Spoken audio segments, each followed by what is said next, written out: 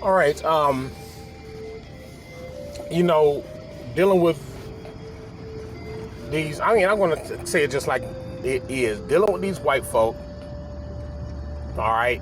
The inorganic ones, the ones they're not organic to the planet. All right. We're just going to put it just like that. Most of them know. You know, there's been so many of them who've come out all throughout YouTube and just express, say, no, we don't have a soul. I mean, they've been out there. And then there's some who, you know, have this alternate idea or whatever. I don't know.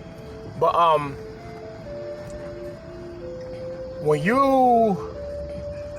look at these presidents and senators and all these other positions that they created for themselves,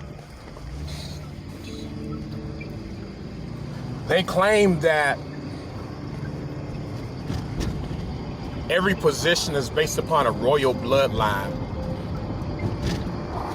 And, you know, myself and a brother was at work talking, and we were discussing this. And just like both myself and the brother just like had expressed like around the same time, was like, there is nothing royal about their bloodline. Only reason why they say their bloodline is royal is because they said so. That's the only reason why.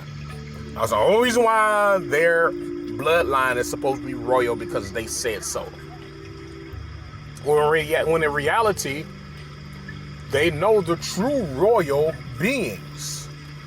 We who are of the sun and the moon, we who are of the planetary energy, we who are of the darkness of this world, the darkness of the cosmos, we who dark energy beings, we are the royal beings of this world.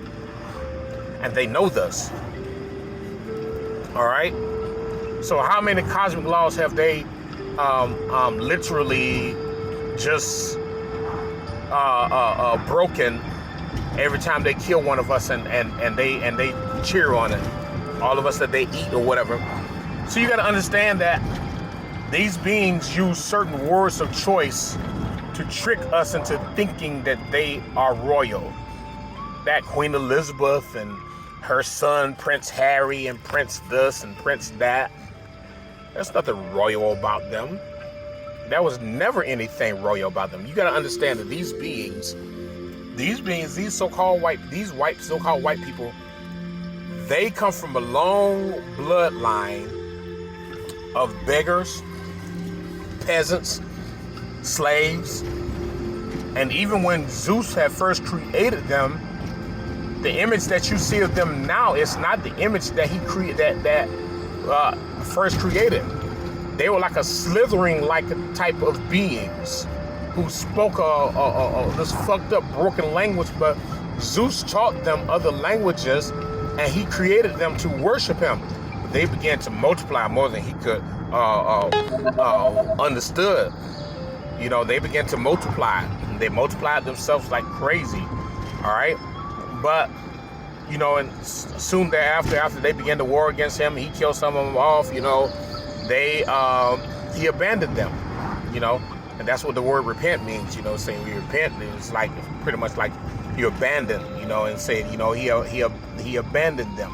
And this is when they were taken up in arms by the reptilians and the draconians and the insectoids, all those other beings, you know, who had adopted them and pulled them into their circle.